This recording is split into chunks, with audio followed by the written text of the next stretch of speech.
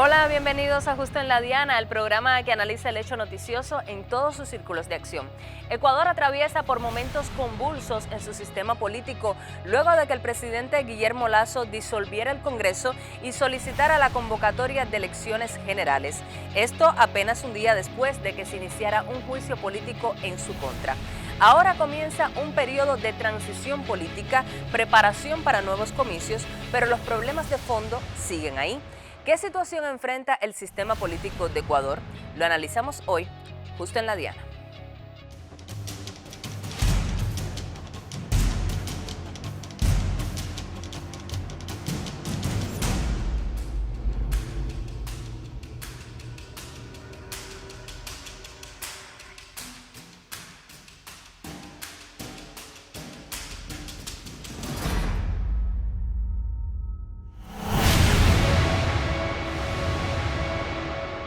Decidido aplicar el artículo 148 de la Constitución de la República, que me otorga la facultad de disolver la Asamblea Nacional.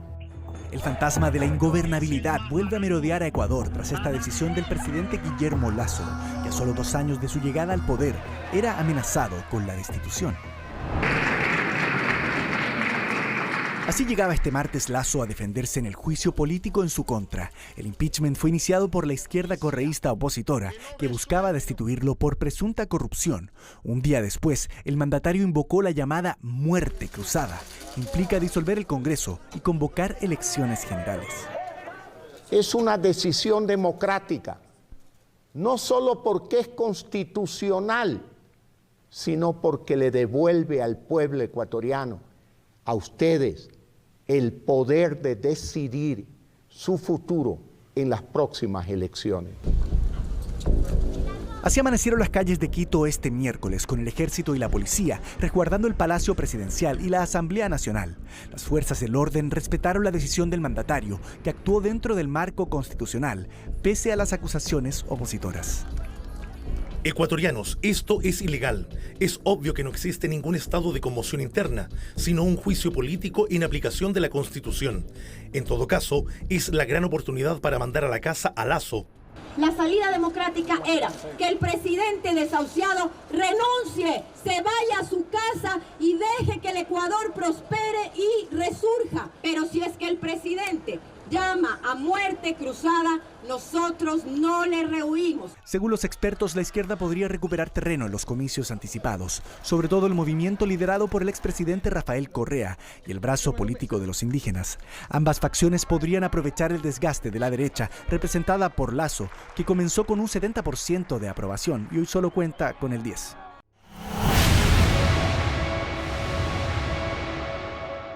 El presidente de Ecuador, Guillermo Lasso, declinó presentarse para el mismo cargo en las elecciones generales anticipadas del 20 de agosto, quizás porque sabe que sus índices de aprobación bajaron a niveles mínimos. Les contaré a ustedes y a todos los ecuatorianos que no aceptaré la postulación para ser candidato a la presidencia de la República en las próximas elecciones del 20 de agosto. En los próximos meses, aproximadamente 6, me dedicaré a trabajar el doble por ustedes, por su bienestar, por su prosperidad. Y todo lo que tenía previsto hacer en 2 años, haré mi mayor esfuerzo para poder cumplirlo en los próximos 6 meses.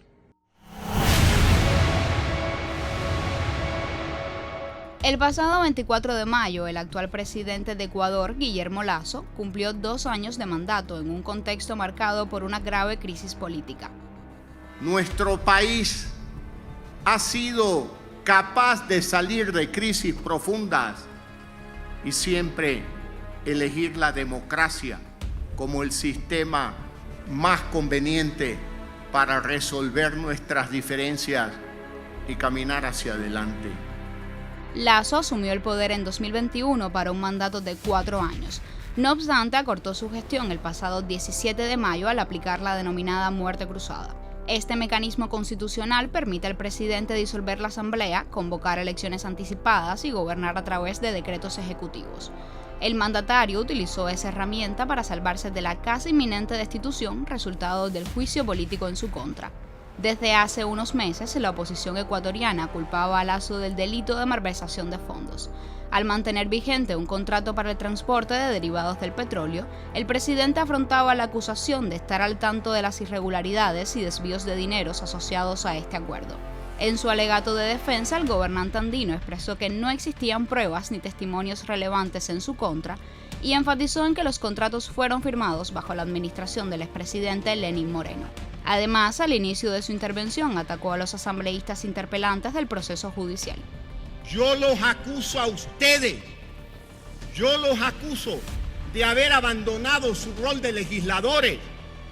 Ustedes ahora son antilegisladores de esta república, porque ustedes no crean leyes, sino que las destruyen. Ustedes no afianzan normas, sino que las debilitan, las desgarran y las ultrajan. Pero este no es el primer enfrentamiento del presidente con la Asamblea. Durante el paro nacional de junio de 2022, Lasso libró una acusación por escándalos de corrupción relacionados con la evasión de impuestos y la trayectoria fiscal ilegal. La gestión de Lasso logró la firma de importantes acuerdos de inversión, la aplicación del plan de vacunación contra la COVID-19, avances respecto a políticas ambientales de conservación de especies y zonas protegidas, y el retorno masivo de ecuatorianos residentes en Ucrania tras el conflicto con Rusia.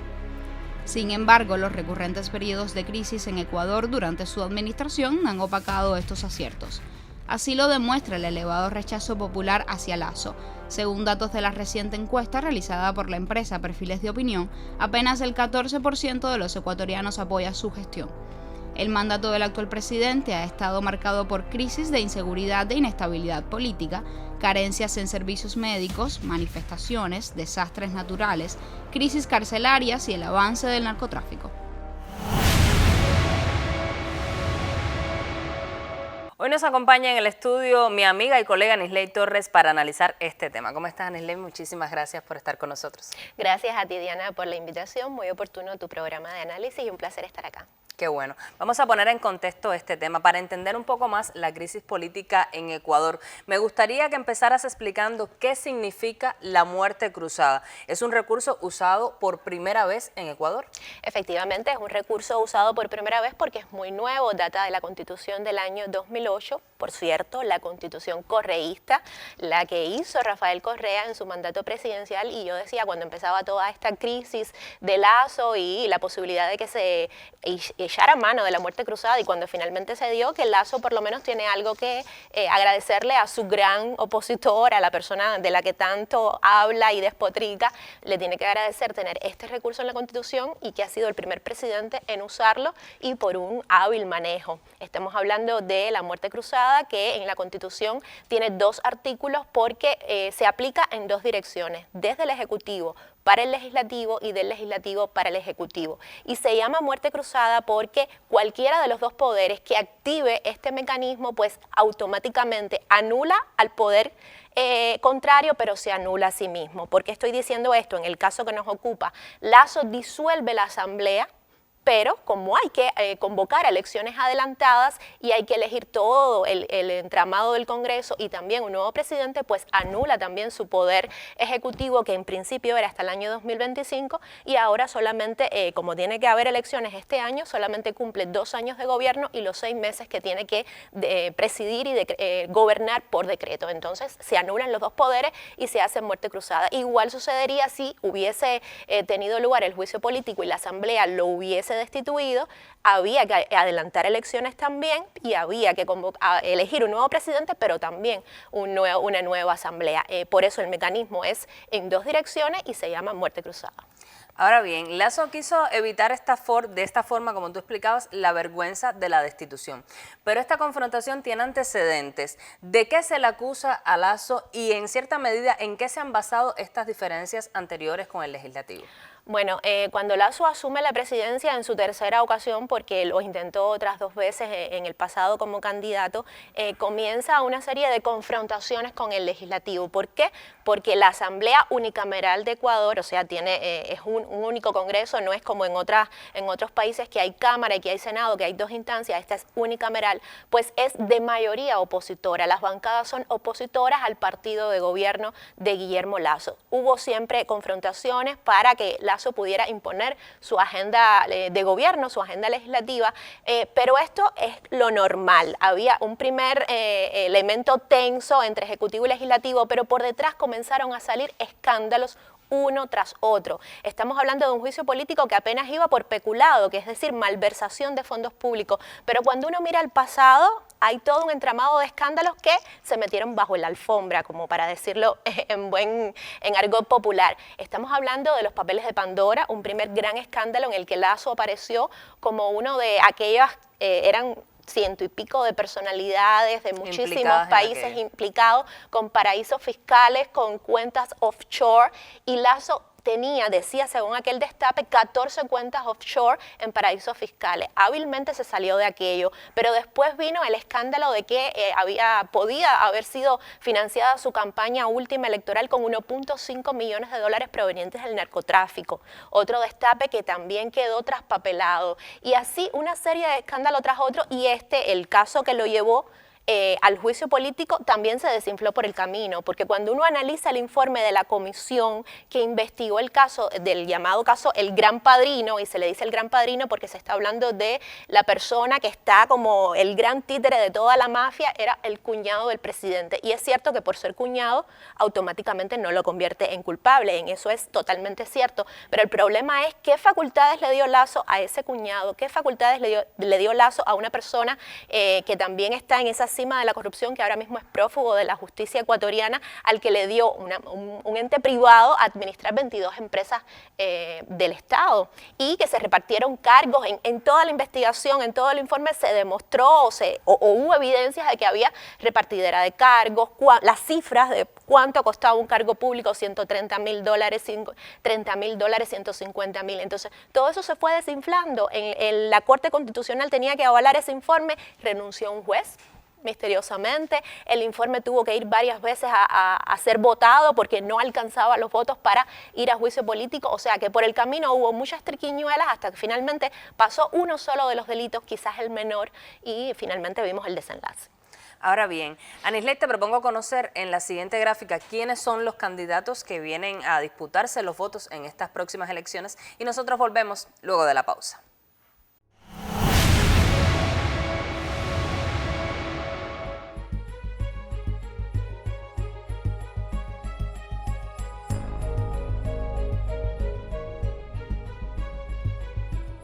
Creo que los gobiernos pasados tienen una deuda gigantesca, la deuda ecológica. Los ríos del país están envenenados, la minería, el petróleo está arrasando. Una deuda social en donde 7 millones de ecuatorianos viven en una pobreza multidimensional. 2 millones de ecuatorianos sobreviven con apenas $2 diarios. La desnutrición infantil, el desempleo, 120,000 personas han huido del país. Eso es una deuda social histórica que tiene que pagarse. Una deuda ética. 7.600 millones de dólares que le roben a los ecuatorianos. Cada dólar que le roban a ustedes ecuatorianos es menos de un desayuno escolar para nuestros niños. Y eso hay que cambiar, y eso hay que combatir.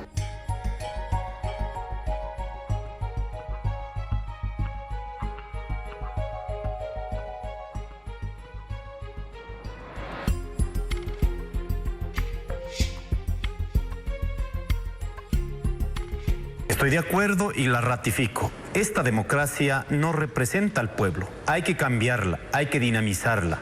Seguramente usted va a referir en el estallido, donde decimos que incluso los procesos electorales son una trampa. ¿Sabe por qué? Porque cada 4 años se le pide al pueblo que vaya a las urnas y creen que es un cheque en blanco, a las cuales los 4 años pasan vendiendo lo que es de los ecuatorianos. Privatizaciones, en este caso, expansión del tema petrolero, del tema minero, y los recursos económicos jamás acaban en el desarrollo del pueblo, sino hay un grupo que ha tenido el crecimiento económico y que solo han dejado devastados nuestros territorios y la pobreza se sigue ahondando. En este momento, con esta democracia a la cual somos profundamente críticos, usted llama limitadamente, no, esta democracia no está al servicio del pueblo, la cual debe cambiar.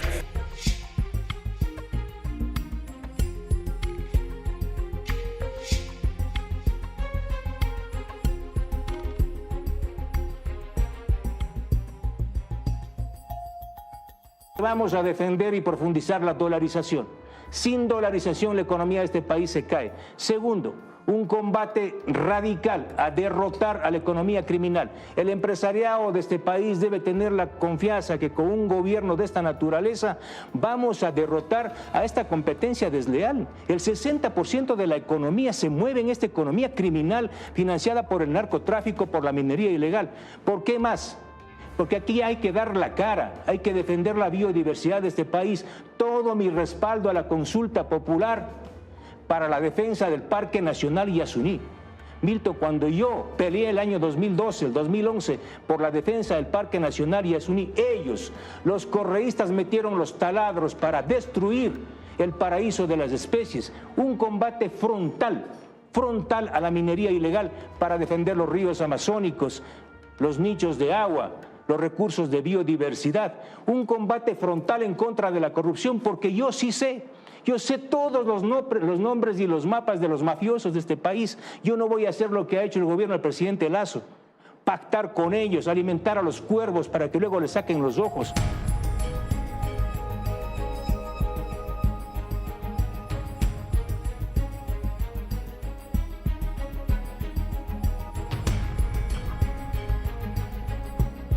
Hay dos cosas que yo rescato, admiro y quiero traer a la mesa, que es la correcta administración pública. En seguridad y en otros ámbitos he visto cómo se despilfarra el dinero. Tenemos presupuestos importantes, se viene un déficit fuerte, tenemos presupuestos importantes que tienen que ser correctamente administrados. Justo ustedes ahorita subieron un tema de que se saquearon una estación de tren en Milagro. Y la solución que dijo alguien es pongamos 2 guardias, que te puede costar entre $5.000 a $6.000 mensuales. Hay soluciones mucho más interesantes que te cuestan $7 mensuales. Es muy importante, $7 mensuales. Entonces hay soluciones, repito, no estamos aquí para despilfarrar dinero. Y eso rescato de la administración del alcalde Nebot. Correcta administración de los recursos. Y 2, si existe un partido que tiene la trayectoria y la evidencia de mano dura y contener al terror, a los delincuentes, como hizo al Nebot como gobernador en los 80s, eso yo rescato.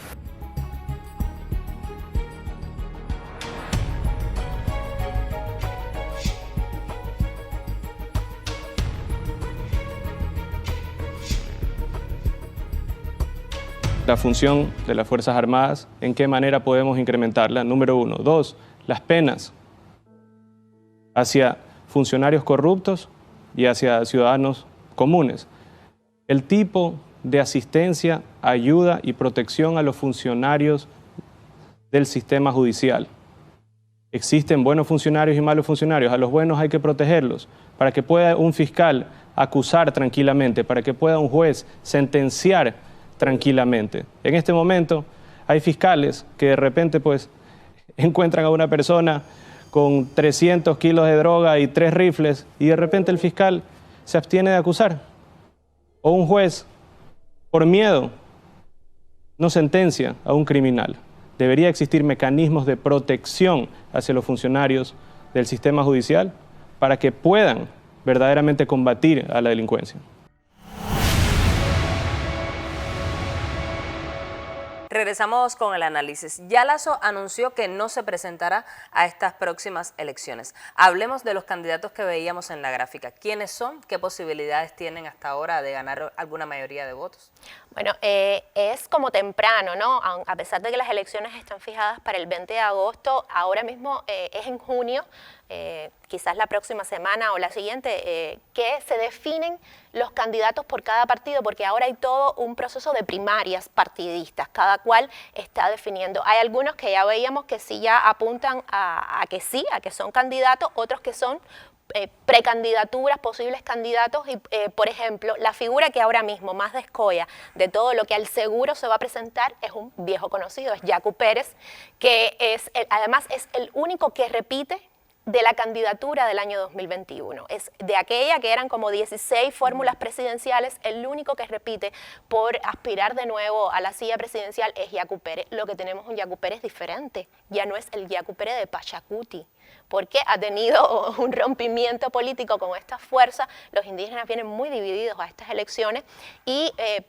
Yacu Pérez se va a postular por otros dos partidos que acaban de acogerlo en su seno para impulsarlo. En aquella vez quedó tercero, estuvo casi a punto de ir al balotaje con Andrés Arauz. Vamos a ver con qué fuerza, con qué capital se desempeña en este momento, porque de aquellas candidaturas 16, yo estaba revisando un poco qué había sido de cada uno de ellos, se desinflaron totalmente. Personas que cerraron sus cuentas en Twitter, todas, o sea, anularon es como apagaron su carrera política, porque cogieron o muy bajos votos o porque sencillamente se dieron cuenta de que el partido que tenían no lo seguía. En fin, Yacu es el único que ha sobrevivido y es el que ahora mismo tiene grandes potencialidades, y aquella vez estuvo entre los 3 primeros y ahora, aunque hay un reacomodo de fuerza, también puede estar. Hay un personaje nuevo que es este político que ahora se le está dando todo como siempre viene en la candidatura el outsider, el que es antisistema, el medio trompista, el medio Bukele, el medio no se sabe con qué está, que es Jan. Este tipo lo está apoyando gente muy interesante, no solo porque viene con el discurso que ha funcionado en otros países, con otras candidaturas, sino porque está siendo apoyado por la familia Abdalá Bucaram, que tiene muchísimo poder económico, también un largo historial de corrupción, pero no demostrado, porque ya sabemos que pueden guardarse bajo el tapete. Y la gran pregunta es, ¿quién va a ser el candidato de Revolución Ciudadana? Eso no está claro, eso no está definido, se especula, se le ha preguntado a Andrés Arauz y sí, y él está como dispuesto, pero ha dado respuestas como: yo estoy más enfocado en la presidencia o el gobierno, pero no en mi campaña o en mi candidatura. Eso está por definirse en las próximas semanas. Yo creo que sí, que a Rafael Correa, que es el líder del partido, tendrá que decantarse por esa fórmula que ahora mismo es la más idónea, ¿no?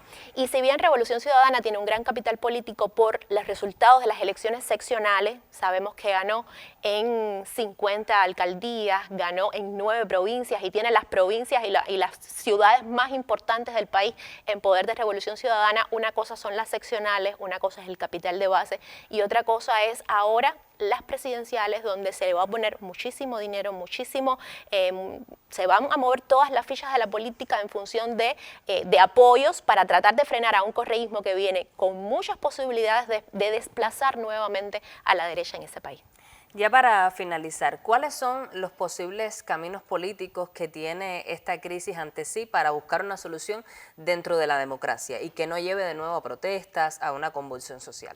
Bueno, la solución es democrática, la solución son las elecciones que van a tener lugar, que por cierto, a mí me llamaba muchísimo la atención que dentro de los plazos que están previstos en este tipo de procesos de muerte cruzada para convocar elecciones, el Consejo Nacional Electoral puso el plazo más extremo. Si era en un plazo de 90 días, pues en el último día. Si para la segunda vuelta tenía 45 días, pues en el último día. O sea, hay una especie de ganar tiempo para que Lasso gobierne todo lo que pueda y son 6 meses de decretos donde ahora sí vamos a ver toda la receta dura y pura neoliberal del banquero, que va a poner a golpe de decretos que solamente tiene que respaldar la Corte Constitucional, pero es una revisión más bien de contenido, o sea, de forma y no de contenido. O sea, le va a dejar un país al siguiente presidente con una agenda neoliberal completamente impuesta por decreto en estos 6 meses y que la Corte Electoral le dio un poco de todo el margen posible para que pudiera gobernar, y lo está haciendo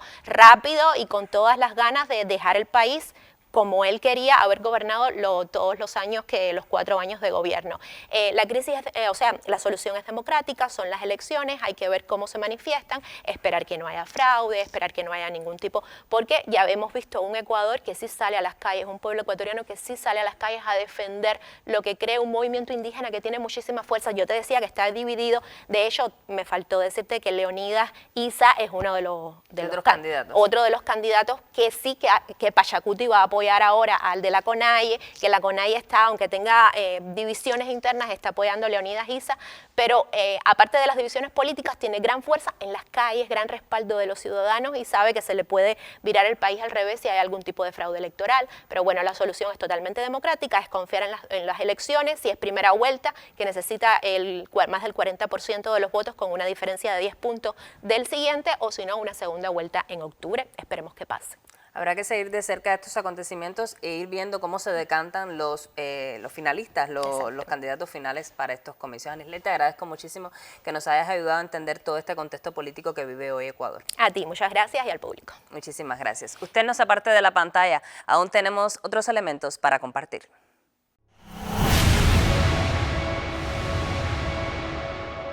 Con las elecciones anticipadas tenemos nuevas elecciones presidenciales y legislativas, y hay un viento fresco, ¿no?, que evitará todas estas tensiones. Sin embargo, no es constitucional el llamado a esas elecciones. Es la diferencia entre lo bueno y lo correcto. Lo mejor, lo bueno, son las elecciones. Lo correcto es respetar la Constitución y no se le está respetando. ¿Y qué creemos que va a pasar? Yo no creo que haya violencia en la calle, precisamente si se continúa con el juicio político o con las elecciones anticipadas, porque la gente sabe que tiene esa fuerte salida, que es el voto popular.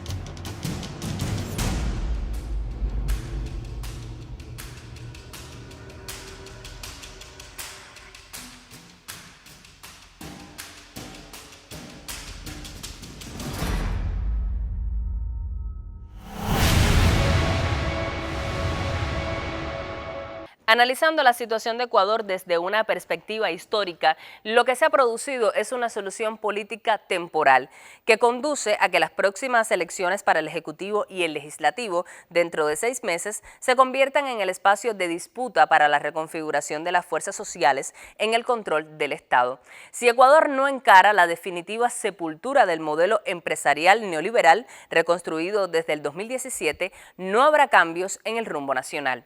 Seguiremos de cerca los acontecimientos en ese país. Lo espero el próximo jueves a las 9:30 de la noche para analizar un hecho noticioso en todos sus círculos de acción.